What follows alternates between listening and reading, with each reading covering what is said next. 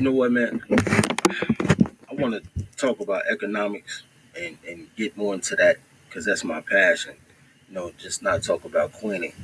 Um, and I was going to make this a Facebook rant, but I decided to also make it a Dirty Folks podcast. Let's go. Dirty folks, dirty folks, dirty folks. Know your soul, know your soul, know your soul.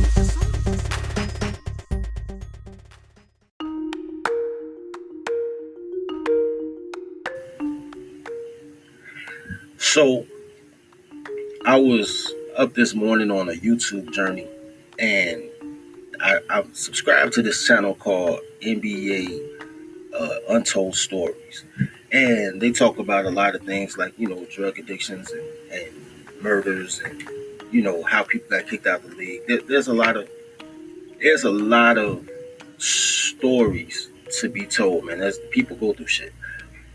And the last one I was watching was about Lorenz Wright. He got drafted to the Clippers. I remember when he played for the Clippers. Apparently, he bounced around the league a lot, and he's played in Cleveland with LeBron. He's played for the Bullets. He's played with countless stars, but he was a role player. So if you don't remember the name Lorenzo Wright, that's cool. But I remember him because he was a beast at power forward or center, whatever he played. But he was cool. And I remember he got kicked out. Well, he got out the league, and then he ended up stinking. Like a year later, he ended up murdered in Memphis. He from Memphis. I remember people saying, "Yo, he got out the league. He was moving dope, and the cartel killed him." That was the story. And I never really followed up on the story since then. That was like maybe 10 years ago. Um, but I remember that, and I was like, well, I've heard. I'm not going to drop names. Um, but I've heard of NBA players that sold drugs to subsidize their income. Um, some played for the Bulls. Uh, um, and some play for Cleveland. I've heard stories. I've heard stories that some people can't come back to Chicago because of four corner hustlers. I've heard some stories about how NBA dudes get down off the court. So it wasn't surprising to me if Lorenzo Wright got killed um, doing nefarious acts. Left it alone. Didn't think about it much. Watched this video, and then started watching subsequent videos to it. And the follow up to that story was he got a hit put on him by his ex-wife and the pastor. I guess the ex-wife was sleeping with the pastor. And he had $1 million um, he had just filed $1 million life insurance policy like 5 months before, and it was heard in arguments that his ex-wife was saying that he's worth more to her dead than alive and all type of shit. So when he died, she got the $1 million that was supposed to be for their kids. Like, what happened was his kids were almost old enough to get the meal transferred to a trust fund specifically for them, and right before they were at the age to do that, he ends up getting murdered, and the money goes to her because she was the what's the word I'm looking for? Not beneficiary. The I can't think of the name of it, but she was awarded the account. So out that $1 million, by the time they came back to her 3 months later, she had spent $970,000 out the million. Just on bullshit. Lexus coupes, spent $30,000 on a trip to New York, spent another $27,000 on a trip to the islands. She was just living her best life. And my first thought is always toddling, right? First thought always toddling. So my first thought was, yo, I've seen this before. I've heard the story before. Like um I have a friend whose father with a husband. Her husband died. He was a pilot. He was a pilot, and he had a $1.5 million life insurance on himself and the plane crashed. He was flying a I wanted to call it a Cessna, but that's too little. But he was flying the planes, you know what I'm saying, the island hot pot type planes that only fit like 26 people in it. He was flying one of those. It crashed. He got 1.5 mil. She immediately took the money, copped a new crib, furnished it out, found a little boyfriend. Cause they were like, she was like 40, but she still had her looks. You know, she was on the tail end of the wall, and she had grabbed some little 26-year-old gigolo from Atlanta, and he helped her. He helped her blow bread.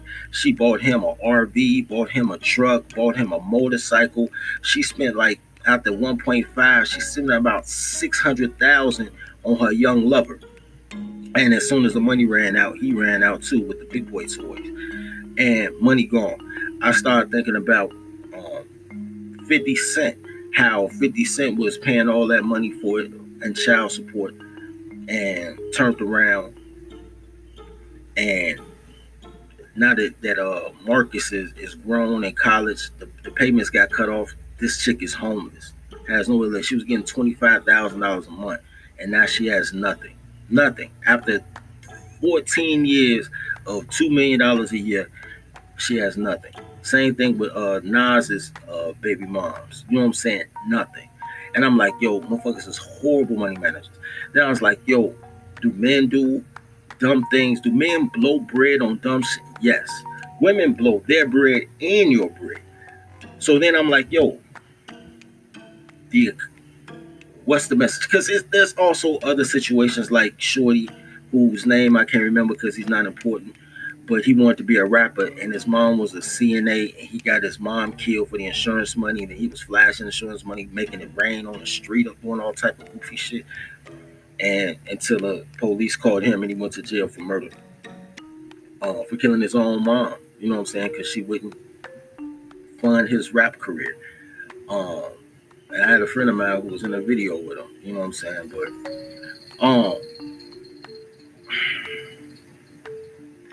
and I said, yo, this comes down to number one, poor parenting. Um, just it's extensive titling. Just all this is extensive titling. Extensive. Um, a culture where um the have-nots think that money is power. That the have-nots think that money is important. They don't realize that money is just a tool to be used. They don't understand that money is a placeholder in exchange for goods and services, right? Because they want stuff. Toddlers want stuff. Women are perpetual toddlers. They always want stuff. Everything about women is an external stimulus to make them feel good on the inside because they empty on the inside. Their whole body is full of cavities to be filled by men so they feel full on the inside. Everything's external. But then when they teach their kids, and I saw a video of a father teaching his son um, that knowledge is power and power is money. And I'm like, that's not how this works at all. At all. Knowledge is cool, but there's a lot of geniuses that work human resources at a company that's run by a motherfucker that dropped out of high school. Knowledge for the sake of knowledge is nothing. It's not power. People don't even listen to the smart kids. The smart kids don't get no pussy. And power definitely isn't money. Because you can be rich and I can rob you. Now you're powerless now? You know what I'm saying? The onus on stuff, the onus on money without any financial literacy, without any sense of self, comes down to, and I blame baby boomers for this, comes down to people not willing to die and kill for their last name. Let me say that again. It comes down to people not willing to kill and die for their last name. That's why all these chicks want hyphenated last names now, because they don't give a fuck about your legacy. That's why all these baby boomers was marrying single moms, because they ain't give a fuck about their legacy. The fact that you play for the name on the back of your jersey is totally missed with the pro whackness, right? Totally missed. All your siblings shouldn't have different daddies. It's totally missed. So since you're not fighting and dying and killing for your last name, you're killing and dying for the name on the front of your jersey. So if the name on the back of the jersey say Jordan and you ready to You're a Jordan no matter what you did in life. You ain't have to play basketball. You're a Jordan no matter what. People are fighting for the front of the jersey that says Bulls. And they're like, oh my God, I'm rooting for the team. I'm rooting for the logo. That's why people who don't have no pride, little guys who like, man, I don't know who my daddy is, fuck dude, will kill and die for a logo, whether it's Vice Lord, Blackstone, GD, whatever, for that sense of pride, because there's no pride inside. We had the conversation yesterday about Leon's barbecue. I ain't mentioned it, but I just graduated from UIC yesterday, and we had the graduation ceremony, and there's a dude in there that looked just like Leon Finney. And I asked, I was like, yo, dude, I said, but Leon dead, but yo, he looked like Leon Finney. Like, I wonder if Leon got a brother or something. Um, and they didn't know who Leon Finney was. Leon Finney was the founder of Leon's Barbecue, huge barbecue spot in Chicago. Had franchises. Leon had subpar barbecue, but they had great sauce. So people will go through for the sauce. And when he died, he left his businesses to his kids, and within 2 years, all of the locations were closed. They did not know how to run a business. The same could be said for Moore and Oink. When the founders of Moore and Oink died, the kids got the locations died immediately. The only thing they did right, and they did this on accident, was they sold the distribution um, to some Jews so that they can go into the stores. So you can still buy Moore and Oink hot links and hamburgers at Aldi's or Food for Less or whatever.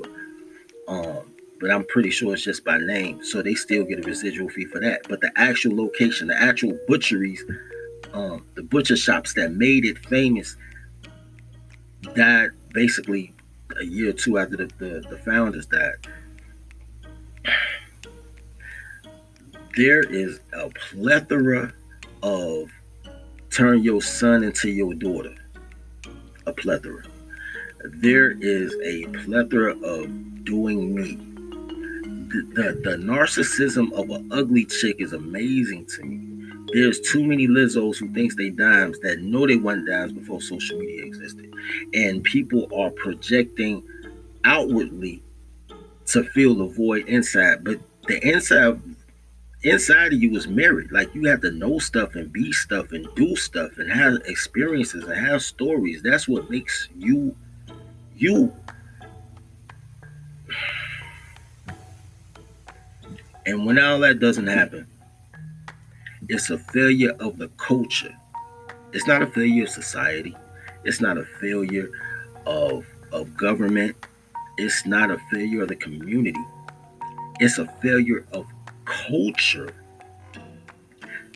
That the culture that you grew up in is so despicable in teaching life skills and so embracing of dysfunction, of material items. And I get it, because toddlers like gifts. They like shiny stuff. So you have a whole culture that's like, yo, shiny stuff. And they have absolutely no value of theirs.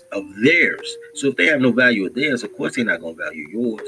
And you'll keep having all these despicable situations where people are willing to kill for the most petty things. Like, they had this man Lorenzo looking like a hardened criminal whole time. Ex-wife slash baby mama and the pastor she's sleeping with set him up. The fuck? Crazy.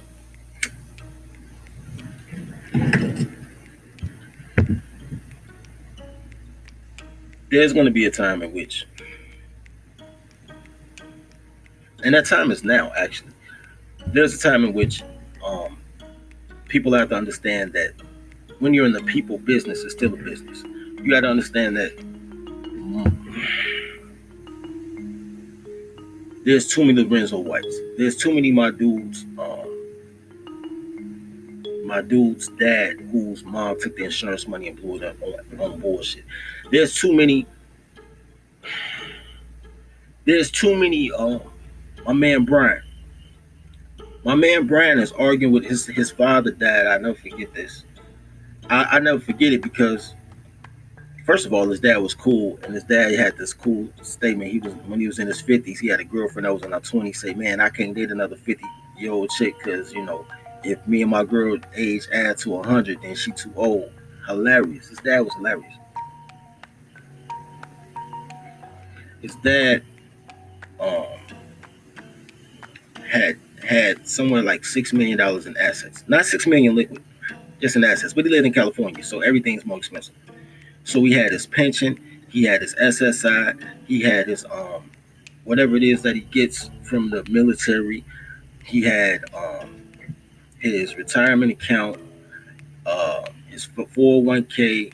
He had a house that was almost like 1.3 million, something like that, out in one of them El Cucamongo or something like that out in Cali, one of those suburbs. And he had a live-in girlfriend. And I'm on the phone arguing with my dad about some baby boomer shit, some really emasculating. If I was a daughter, it wouldn't be a conversation, but you know what I'm saying? Nobody hates black men more than baby boomer black men. It's real shit. And I'm on the phone with my dad, just like, what the fuck is wrong with you? And he's on the phone with his uncle, his father's brother. His dad had died, and all they wanted to do was get their possessions out of his house. And his girlfriend was like, yo, you can't come here, and I got a court order. Like, she got everything. She got their old pictures, their high school trophies, whatever money they were supposed to get. She took it all. She took their life insurance. The life insurance money as a beneficiary. She took everything. Like I said, she cleared almost 6 M's. And they arguing, they fighting in court over this shit, and they're about to lose. And the reason they're about to lose is because they uncle went to court. She finessed the uncle, told the uncle to write a notarized letter saying that she was uh the common law wife, which is legal in California, even though they weren't together 7 years for to get common law status. Had her uncle notarize a letter saying she was a common law wife. She took everything, and then she strong armed the kids. And when he's on the phone with his uncle like, but your daddy loved her, and she needs a place to stay. Y'all have your own houses. Why do you need your dad's stuff when you have your own stuff? And I'm like, yo, this man is really telling his nephews in real time, fuck your legacy, fuck your father's legacy, fuck everything he left for you. You need to start from scratch. You can't build on what was left for you from generations before, because we're baby boomers. We won't allow it. Pussy power. And I never forget how upset I was about that. While I'm talking to my dad and he's doing the exact same shit to me. For motherfuckers who ain't even his kids. My father don't even have no fucking daughters. They all step. And he's looking up and I'm like, are you out your rabbit ass mind, old man? Give no fucks about legacy. Gives no fuck about lineage. And that's really, even if we talk about economic education and financial freedom and all that, it still comes down to you can't build on shit because motherfuckers don't respect their last name. Anyway, love each other as you love yourself. Feed the pack.